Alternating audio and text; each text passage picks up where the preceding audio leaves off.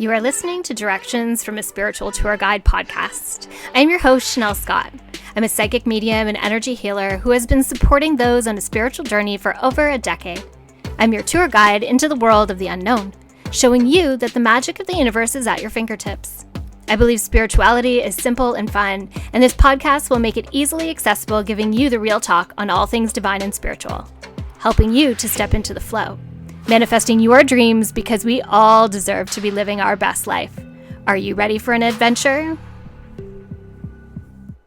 Hello, sunshines, and welcome to a new episode of Directions from a Spiritual Tour Guide. My name is Shanel Scott, and I am your host and your spiritual tour guide on this journey we call life, all the real talk on things metaphysical, divine, and everything in between. Today, I'm going to call this one Meeting People Where They Are, and how this is a spiritual practice. I learned this lesson a really long time ago, and it was such a beautiful lesson to learn. And I had the opportunity to talk about this with some soul sisters today and thought that maybe this one is a great one to share with you, as it releases us in some form of way, and it creates more space for love and less room for anger, hatred, and resistance. And it creates this bit of magic for ourselves that creates flow. And isn't that a beautiful place to be? So meeting people where they are. This is something that takes time sometimes, and this isn't going to be everybody in your life necessarily. I find that most of the time we need to understand or have spent time with someone to be able to kind of understand their limitations. And I'm going to use the word limitations because I think it's a very valid word to use. That doesn't mean that people are limited or that we are bashing them in any way, but we are understanding their capacity, their bandwidth, their limitations. And everybody's got them. Everybody has got them. And everybody's are going to show up in different ways. But when we truly understand somebody's bandwidth, somebody's limitations, somebody's capacity, we understand where they are, where they stand, who they are, and how far we can go with them. Now, this is where the magic lies. When we understand this, we begin to realize who is in our life and for what reason. I am not going to go to one of my friends who has just had a paycheck job all their lives and, loves that, to talk business, because they probably, on the business side of things, don't have a lot to say and don't have a lot of experience versus, if I wanted to talk to them about my products, if they were a spiritual person, that's a different story. They might be great at that piece of it. So if I'm struggling in my business and I go to this friend and they have no business sense whatsoever or no experience in business, and I'm trying to have a conversation about it, they may struggle to hold space for me. Not saying that they can't. They maybe could. But they're probably going to struggle to hold space because they don't understand. They don't understand the topic. They can't relate. So they're just holding space as a friend, and that's it. Now, another example of this is maybe you have a friend or family member that once upon a time was your go-to person for support. That they were the person that you went to when things went wrong. But eventually, maybe through therapy, you realized that they actually created more drama and more problems for you because they hold space in a different way.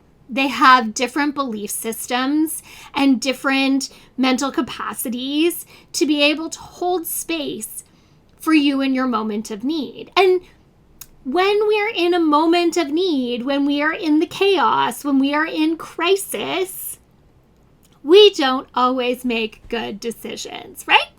Right?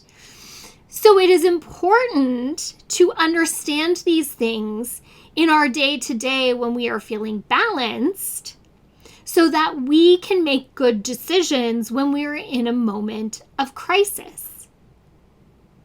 If that person that you used to rely on isn't actually solving problems for you or even able to hold space for you, they may not be a good choice of people to go to. So then you begin to ask yourself the question, who do I go to then? So you may go to a therapist, always a great choice. Always, always a great choice. You maybe go to a different friend or family member who's in a different place in their life and can hold space for you in the way that you need it to be held, that have belief systems that are in alignment with yours, or that are just emotionally regulated. Their nervous system is regulated in a way that they are able to show up for you. I appreciate when friends of mine say, how does that feel for you? What does that bring up for you? Instead of jumping in to try to solve the problem, because they are holding space for me in a way for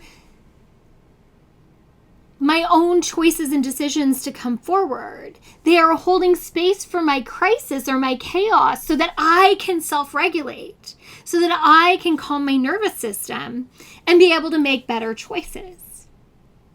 Now, this falls into other categories too, because I think expectations are setting yourself up for failure completely.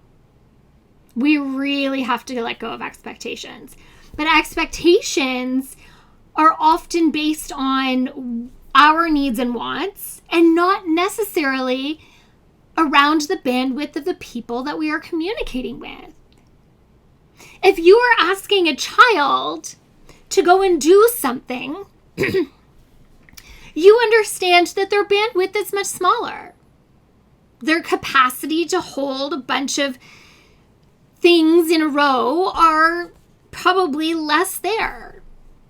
So when I ask a little one to go and do something, I'm going to give them 1 or 2 instructions and that's it, because that's probably all that they can hold. Whereas when I ask one of my teenagers to do something, I might give them 3, 4, or 5 instructions of things that need to get done.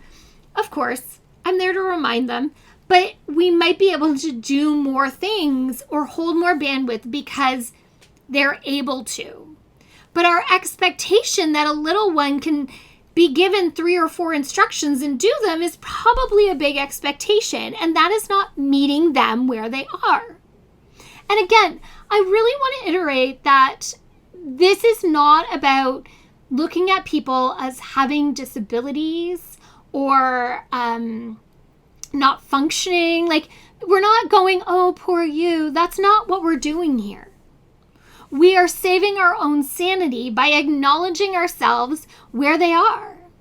If you have a friend who tends to be on the anxious side, doesn't like big crowds, and prefers to be, or is generally introverted and wants to be in small groups or just one-on-one, you wouldn't necessarily say, hey, there's this great folk festival this weekend. It's got this huge vintage market and there's a stage with 6 different musicians. We should go. Well, you're probably asking them a big ask and making them uncomfortable. Meanwhile, if you would ask somebody that is all about that sort of stuff, they would jump on the bandwagon. So understanding that, asking that friend, and again, I'm not saying don't ask them, But I'm saying don't have the expectation that they're going to jump at going. It might be a big ask, and it might take them time to decide whether or not that is something that they have capacity for. So again, we're meeting people where they are. But if you ask that same friend, hey, I saw this great little cafe. It's so quiet and quaint. I think you'd really love it. Would you like to go and have coffee with me? It would be a totally different story because you're asking to do something within their comfort zone. And I am all about being pushed out of our comfort zone. I think it's a fantastic thing to do. But it's about the expectation we have and understanding where people are to be able to guide ourselves. Now, how does this become a spiritual practice? For me, meeting people where they are is meeting people with love.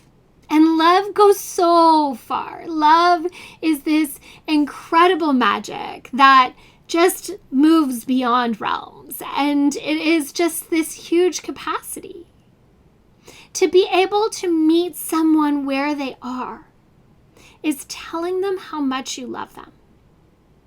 But it is more than that, telling yourself how much you love yourself. Because self-love is where it begins. Self-love is the foundation. And by not creating drama or chaos or crisis for ourselves, we are loving ourselves. Choosing the right person as your support system is loving yourself. It is giving yourself what you need to succeed. By releasing expectations of those who are around us, we are loving ourselves because we are not creating disappointment or opportunities for failure. Instead, when we meet people where they are, we lift them up. We show them their superpowers by embracing our own. When we meet people where they are, we can recognize that some days the anger that is flying towards us is not about us at all. And we can say a little prayer or call on their angels or even have a little gratitude for a good day and, ask that they find healing and find peace instead of yelling back because they don't need that. Again, that's self-love. That's love for someone else. It just is. So I challenge you throughout the rest of this week. Can you meet people where they are and see how different that feels? Maybe you'll find a whole lot more love in the rest of your week in that practice. All right. I'm all about the peace and love and just finding flow in life. So grateful. Grateful that you were here and listening today. It is always a pleasure to have a little conversation to uplift our spiritual energy and take us to a new level, to create more flow in our lives. So beautiful. If you are listening to this when it drops on June 4th, I am teaching an in-person How to Read Oracle Card course in Dundas, Ontario on Wednesday, June 26th. If you are interested in joining me, please feel free to jump on to my website and register. Also, in the next day or two, I'm going to announce a Celebrate the First Day of Summer event.